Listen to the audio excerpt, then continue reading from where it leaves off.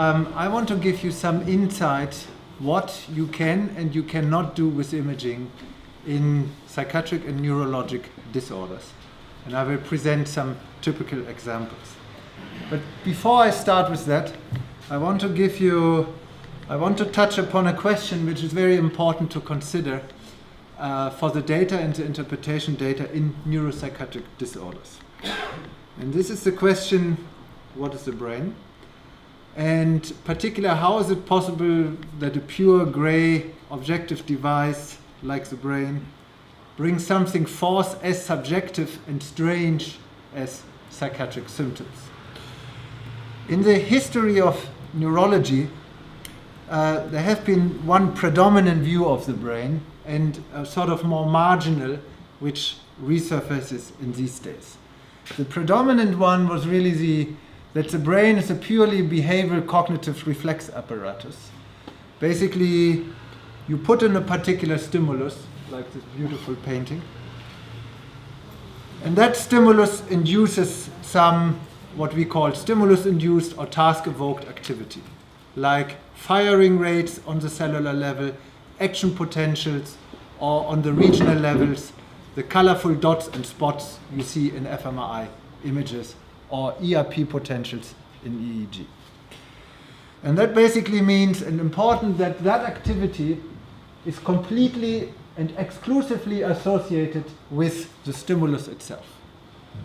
So it means ultimately the brain itself has no say in what the stimulus does in the brain, if you take the perspective of the brain. And that's really the predominant view, goes back to Charles Sherrington, and ultimately it's also the view which is prevalent in current cognitive neuroscience, social neuroscience, affective neuroscience. It's ultimately very stimulus, task-related or content-based, if you want to say so. However, as particular US neurologists may know, there has early on already an alternative view of the brain. Graham Brown, a student of Charles Sherrington, observed spontaneous activity changes deep down in the spinal cord, independent of movement. And that view that there's some spontaneous intrinsic activity of the brain has been taken up by Lashley, more as I see it, more on the conceptual level, cerebral mass action theory, and more recently it has resurfaced in Linas, sleep, Schulman on the metabolic level, Panksepp on the affective behavior level, the seeking system, spontaneous seeking, and then the default mode network, Marcus Reckle, in a metabolic way. And how does this work? You start here with the brain with a certain level of intrinsic activity, the dark blue lines, and with that activity you approach the stimulus. And what you see as stimulus-induced or task-evoked activity is then basically a mixture between the intrinsic activity and the extrinsic stimulus. And this is really new territory. It is unclear how the two interact, the intrinsic activity and the extrinsic stimulus. What is clear is they strongly suggest that this interaction is not purely additive or linear, meaning that the stimulus-induced activity just supersedes and is additive to the ongoing resting state activity. But there's rather a certain nonlinear interaction that the resulting activity is either more or less than the addition of both. The mechanism of which are completely unclear, and it goes back to certain features in the resting state activity itself, which makes this nonlinear boost, if you want to say so, possible. And you will see in my data that that is central. So ultimately the brain has a very strong say. And I say that this strong say is very important for psychiatric disorders and for neurologic disorders involving the level of consciousness, like disorders of consciousness. And I will try to show you some data. And most important, that these data may then also hope to have some clinical utility as diagnostic marker and a prediction. So ultimately it comes down to this, what we in the review paper 2010 in Translated Neuroscience described as rest-stimulus interaction. And ultimately, in order to understand that, you need to go back to the resting state and investigate certain neuronal features in the resting state itself. Yeah. So I will show you particularly the latter, because the exact principles of rest-stimulus interaction is something we're currently working on. It's work in progress. Okay, let me do something what we did in depression. I show you depression as one example. When I talk about depression, I mean major depressive disorder. So the real depression which you don't want to have, because then you need to see the psychiatrist. So in particular, what we are interested in, that these patients subjectively perceive the same emotional stimulus in a very distorted way. And what we are really interested is in the subjective component. So how is it possible that the same stimulus is perceived in a very negative way?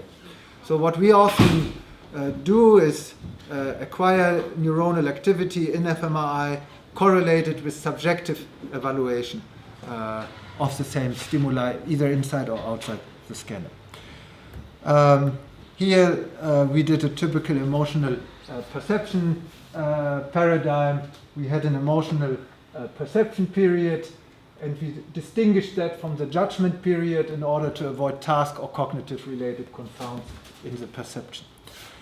And first we did this in healthy subjects, and we were particularly interested in relating that to the ongoing resting state activity. There are various ways of doing that.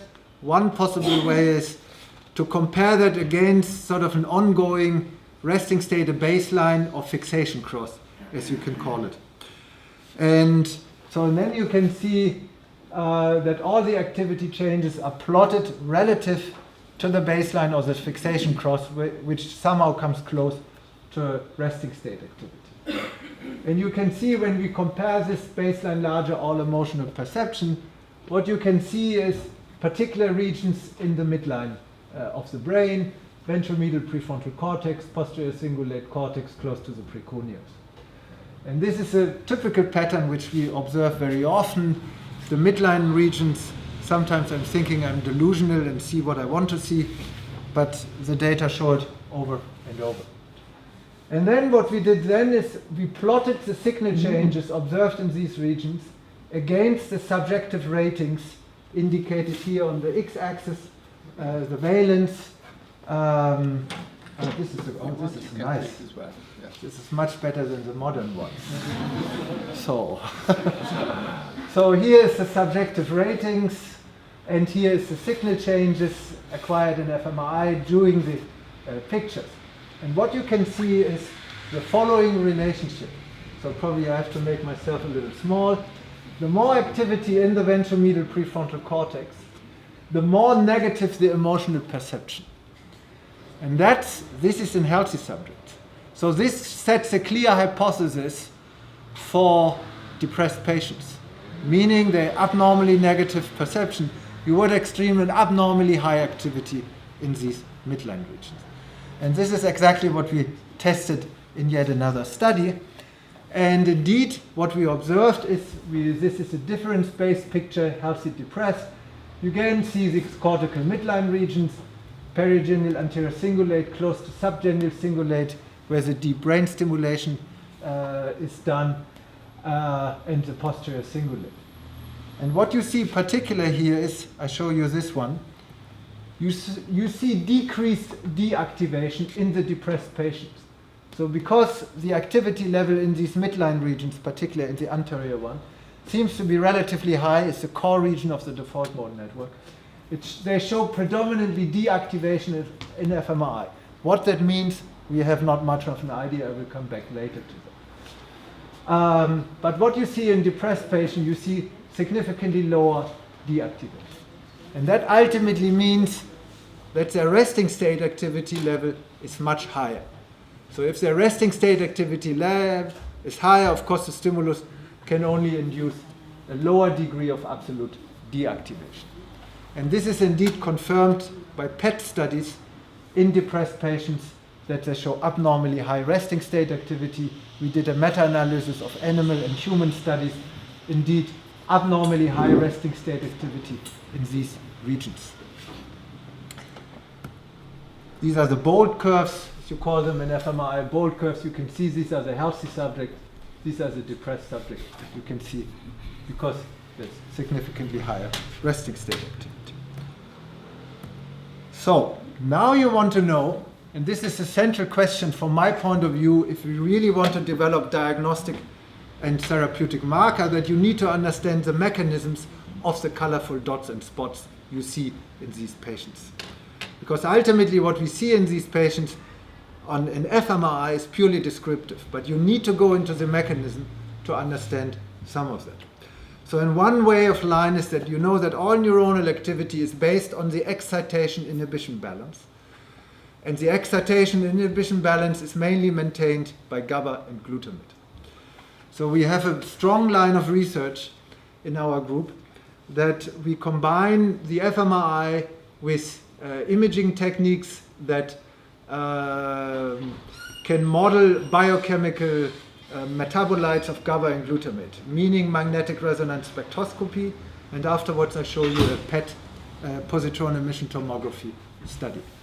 So here you see the combination of fMRI with a paradigm, and you see it combined with magnetic resonance spectroscopy, by means of which you can measure the metabolites of GABA, glutamate, and glutamine. Lactate becomes more difficult, glucose almost impossible. You need at least a 3 Tesla scanner for that, if not even better, a 7 Tesla. And you can do that in specific regions. And obviously we really focused here on the perigenial anterior cingulate cortex, because this is the main region in depression where we showed increased resting state activity. Others showed changes, so we really did that. And first we did this in healthy subjects because we wanted to explore the relationship between the deactivation, the bold signal in fMRI, and GABA and glutamate. So the first thing we did, this is again in healthy subjects, we saw deactivation in the PACC in the healthy subjects. You can see this here, doing picture viewing, picture judgment, here deactivation. And then we plotted these signal changes against the concentration of GABA and glutamate measured in the same region.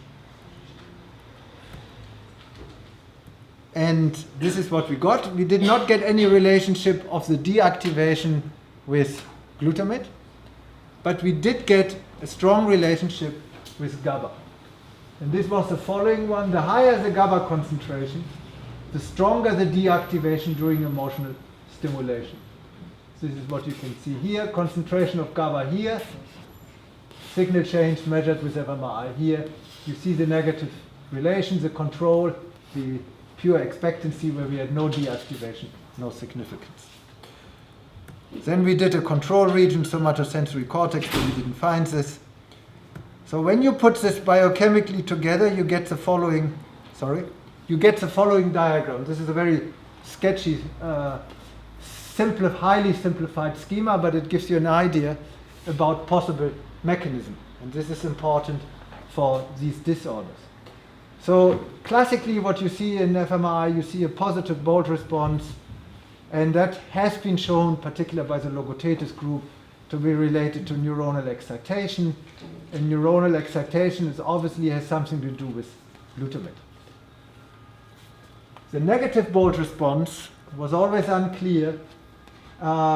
Maybe it has something to do with neuronal inhibition. And this is exactly strongly supported by our data that GABA correlates with negative bold response, and then we suggest that there must be strong impact of neuronal inhibition. But obviously, this is not an either-or, it's rather a balance. The bold signal is the result of a balance between GABA and glutamate, between neuronal inhibition and excitation. And this balance, as I will show you in the subsequent data, may be abnormally tilted towards either pole in depression. I will show you that in the following. Now, same study for depression. This is a different sample. Again, the decreased deactivation in depressed patients. And we wanted to know where this is coming from. So now, when you see the schema, there are different ways where the negative bold response can come from. Either from decreased GABA and decreased neuronal inhibition, or from increased neuronal excitation. Very simple. So here I show you the correlation of the bold signal with the with the GABA. This is the healthy subject. This is plotted the reverse way. That's why it's positive rather than negative this time.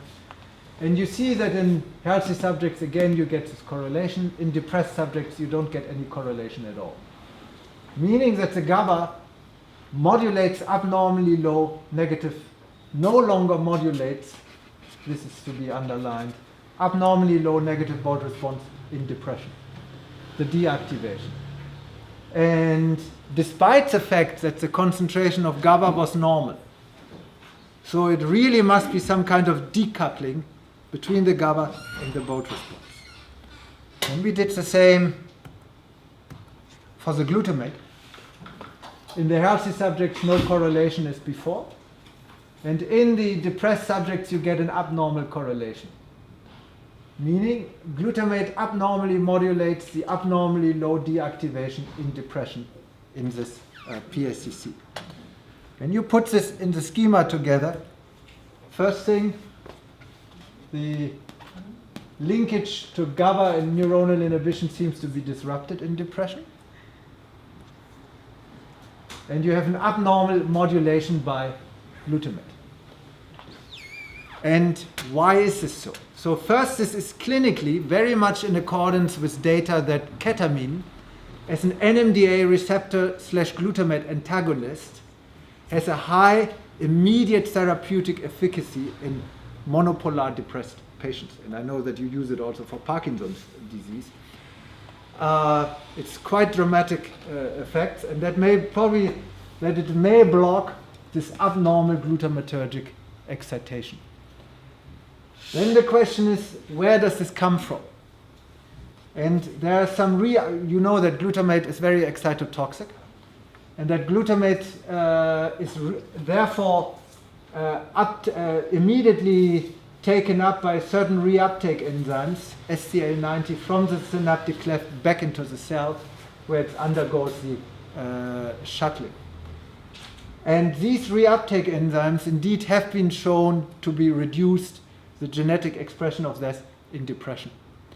So there you can go a little bit into the physiology, and of course the idea is maybe to distinguish those clinical subtypes which show this glutamatergic hyperexcitation, and there you would say these patients should get ketamine, where the other patients might increase their resting state in an abnormal way, maybe by just reducing neuronal inhibition. So they may not be as susceptible to ketamine.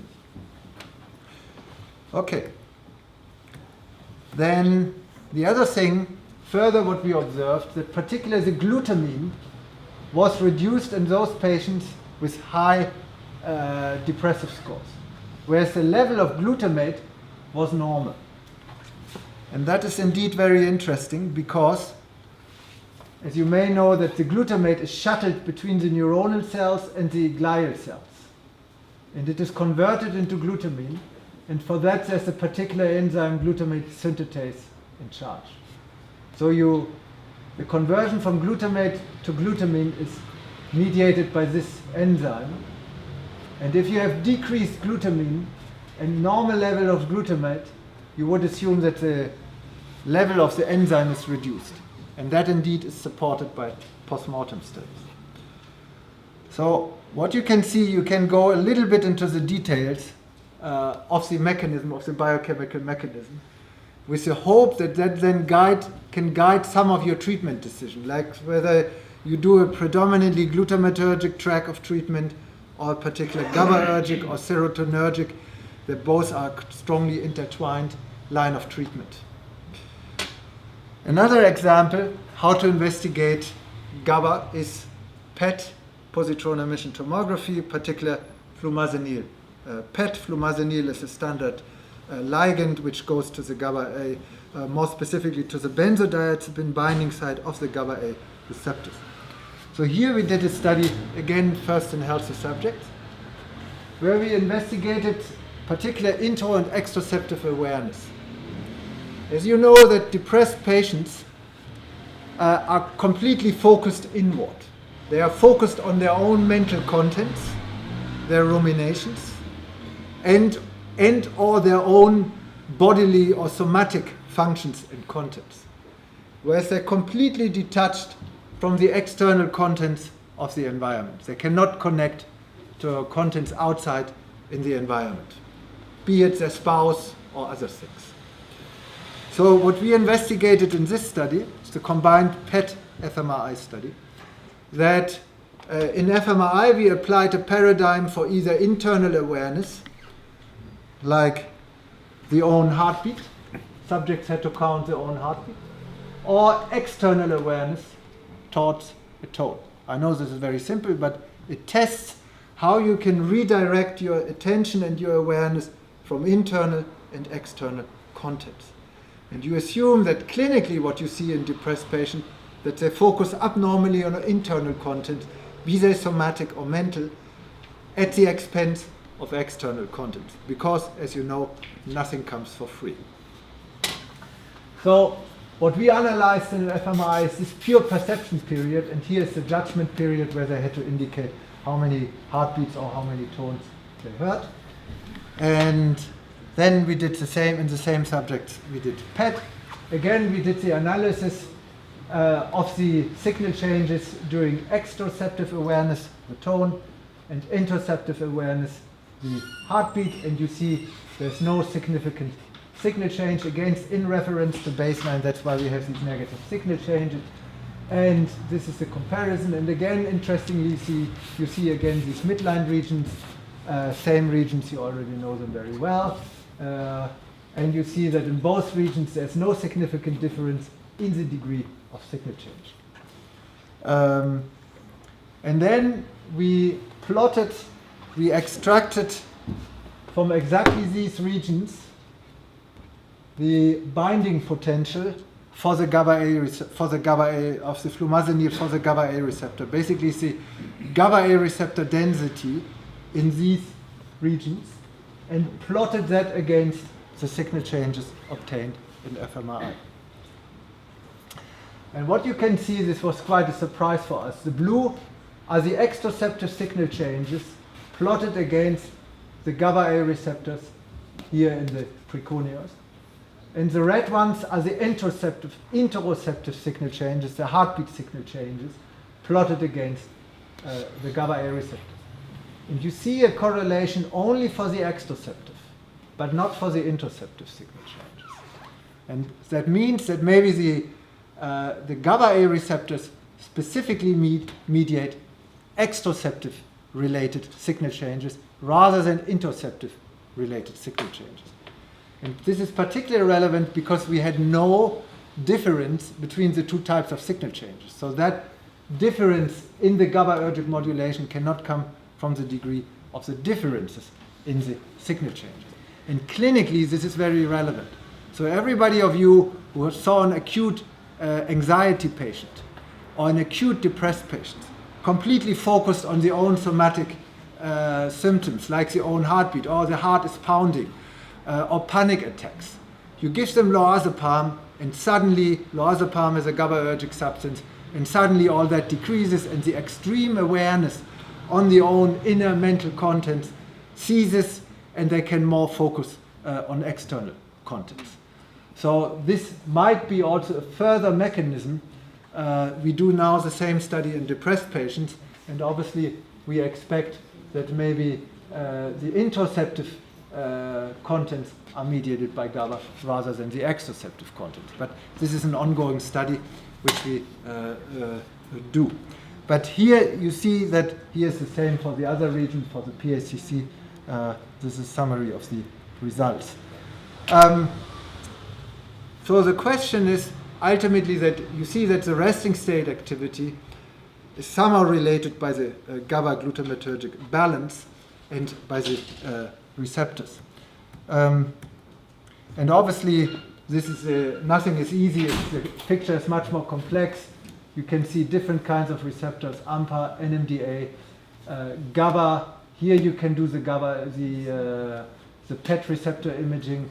My hope is still that an NMDA receptor ligand will be developed, or an AMPA receptor ligand, so that we can do this in PET, and you can measure the concentration of GABA with MIS. And you can see when you see this picture, there are various ways how to increase the resting state activity. You can have abnormal increase here, abnormal decrease here, or these are findings mainly based on animal studies, animal models of depression. And these are all different pathways to an abnormal increased resting state activity and different pathways to get depressive symptoms as in monopolar depressive disorders. And you want to know these different pathways in order to interfere therapeutically much more specific. And this is what we currently really lack in psychiatry. You neurologists are much better in that. You know the pathways much better. So ultimately this is depression and resting state disorder. Okay, let me briefly show one of the studies we did with Dr. Amore. Two students of his came to my group and they had a resting state data set. These were 40 bipolar patients in all 3 different states, as you probably know much better than I do. And they had resting state activity, and what we investigated in that, first we did 2 measures of resting state activity. Functional connectivity, relationship between different regions, and that is a well-established method. And then we also did variability, the degree of change measured by the standard deviation, which is a very new measure which we introduced as a new measure for resting state activity. So this is a difference-based picture between all bipolar patients and all healthy subjects. And these are different. For the experts among you, we did a seed-based analysis of functional connectivity, taking, of course, the PACC, perigenital anterior cingulate, as one seed region from which we then investigated all connectivity. Posterior cingulate and the supragenital anterior cingulate. You can see here the red circle. And then we did this in different frequency ranges. This is a very new thing, that in fMRI you can only measure very infra-slow frequency ranges between 0.001 Hertz and 0.1 Hertz due to the limited temporal resolution. But what we do, we subdivide the different frequency ranges into, let's say, slow 5, it's the lowest, and slow 4. And all the regions here, the blue, light blue regions, are those regions where the functional connectivity of the bipolar patients is significantly reduced. And you can see this is particular here again in the midline regions, some lateral regions, here particular the midline regions, and particular in this very the lowest frequency band, slow 5. You can see much more blue changes here than here. So there seem to be some frequency specific, this is really new and it's submitted now, frequency specific changes.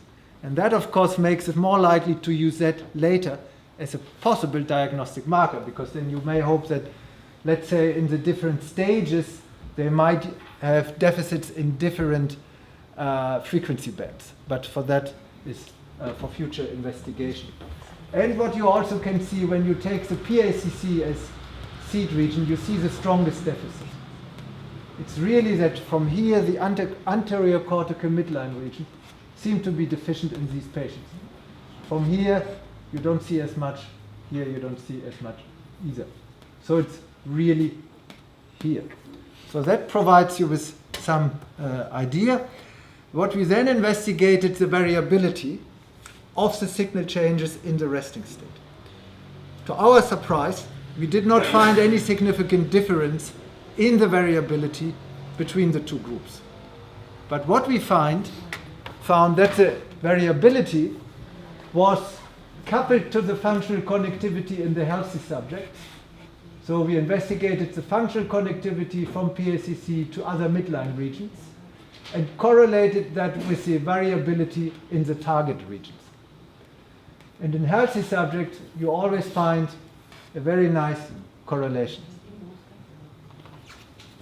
In bipolar patients, you do not find a correlation.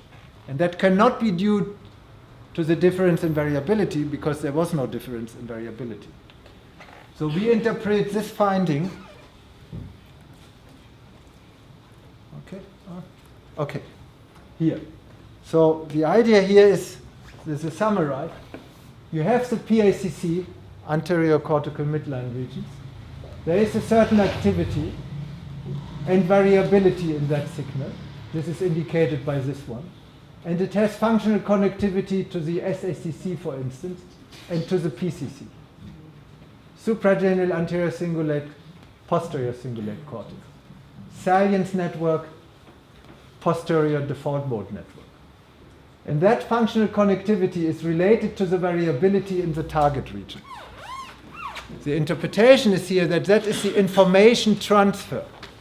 The information encoded in the functional connectivity in this region is transferred into the variability of the target region.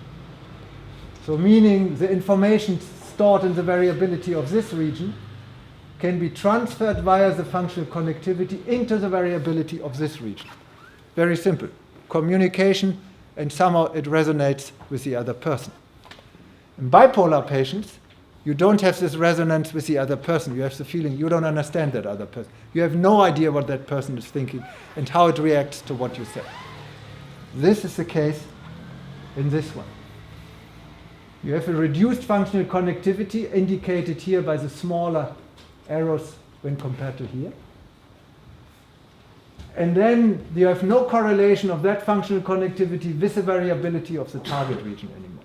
Meaning, the transfer of information from this region to the variability of this region doesn't seem to work anymore.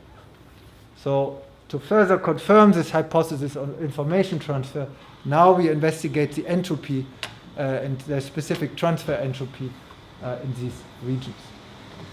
So that might give you again a particular idea of the mechanism in these disorders. Now, of course, the next stage is to investigate that in the euthymic state, in the manic state, in the depressed state, and then see also whether the euthymic state can predict whether you get a more bipolar, more manic or depressed phase, maybe based on these measures. So basically, the state of art in psychiatric imaging for you as neurologists is we have no idea what happens, but we have to try out different kinds of measures. And we are developing in my group different kinds of resting state measures, and you saw the application, to tap into some potential mechanism. And the resting state measures are on the functional level, shown here, variability, and we have others in our repertoire, and also on the biochemical level. Okay, let me go, last part of the talk, now switch to neurology. Now you might say, what does a psychiatrist in neurology? He has nothing to do there. He has to do a lot.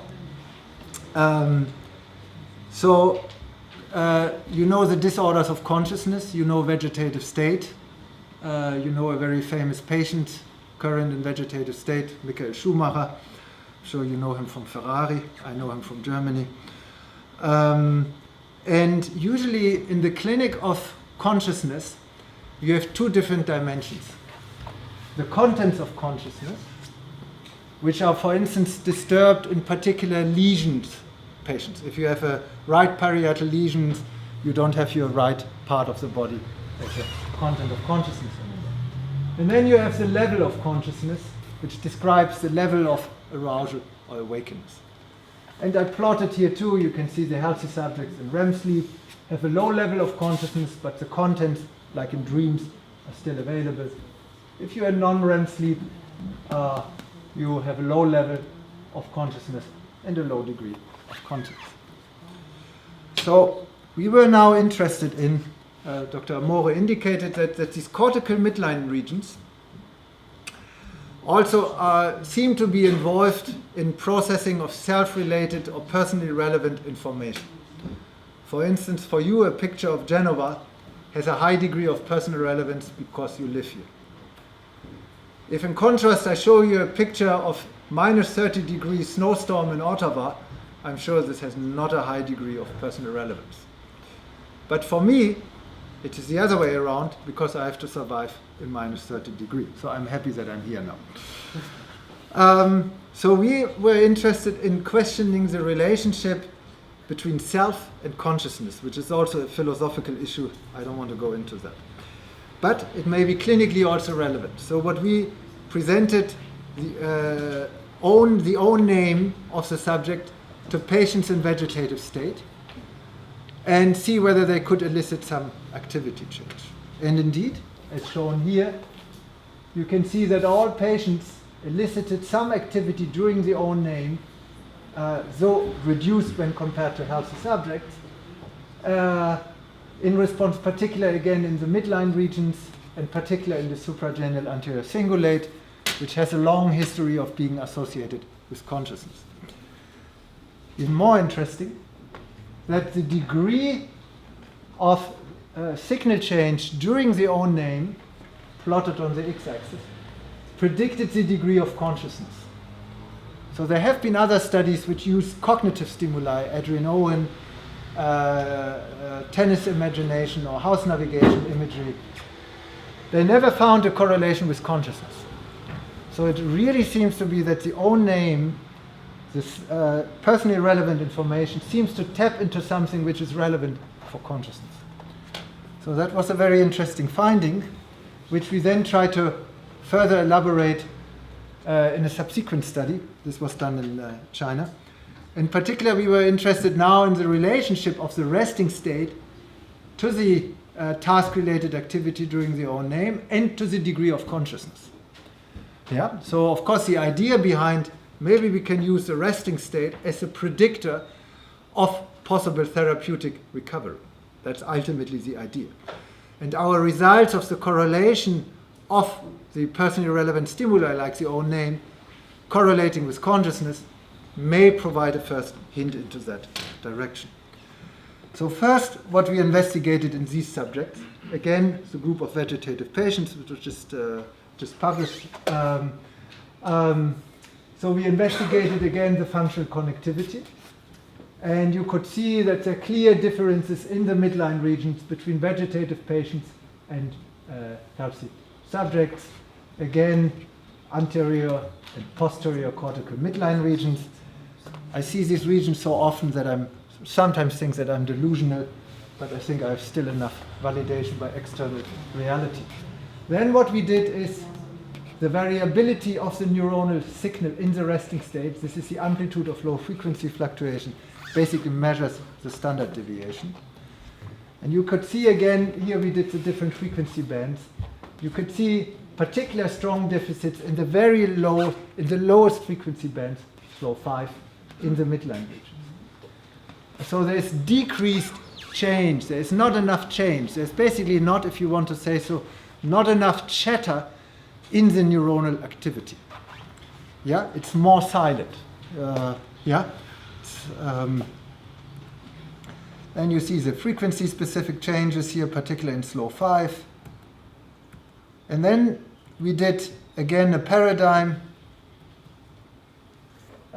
this time with autobiographical stimuli. I said it was done in China. Have you been to Beijing? Or versus non-autobiographical, purely semantic, is 1 minute, 60 seconds. Again, confirming our previous results, we show some activity during self-non-self, so reduced differentiation. And then we correlated these activity changes with the resting state activity changes in the variability. And this is what you see here. You see the resting state variability here. You see this task-related activity change here on the x-axis. And you can see that the higher your variability in the resting state, the higher your degree of task-evoked activity during self-related stimuli. So that really pinpoints you need to be variable to be conscious. So if you have a high degree of variability in your resting state, it's better for your task-evoked activity and you can better differentiate the stimuli. How is that related to consciousness? The task-evoked activity, self-non-self differentiation, is again related to consciousness. So meaning the resting state variability has an indirect impact on the degree of consciousness via the task-evoked activity. We did the same in anesthesia. I don't want to go into detail to confirm that it's not due to the lesions in the vegetative state patients, but really due to the neuronal changes related to the loss of consciousness, rather than to the neuronal changes related to the lesion. You can see a similar picture, again, the midline regions and so on. So this really tells you that the resting state activity is very relevant, so we don't really know the exact features, but one central feature seems to be the variability, which particularly seems to be relevant for consciousness. You saw also the possible change, the possible modulation of resting state activity by tasks or stimuli in depression is reduced. So that really tells you that the brain's intrinsic activity provide a particular input to the processing of any kind of stimuli and task. And if we understand that on the philosophical side, it is very similar to the model of the mind suggested by Kant. I pointed out in this one. Where now does psychiatry come in? This is the second or third to last slide. I distinguish between the level of consciousness and the content of consciousness. And that's standard. But what you see in psychiatry is that many of the symptoms, and we discussed this for bipolar disorders, may really be related to the spatial and temporal form of the resting state activity. So there may be an abnormal spatial temporal structure of the resting state activity, and that in turn may modulate cognitive, affective, sensory motor function in an abnormal way, such that you get these various psychiatric symptoms.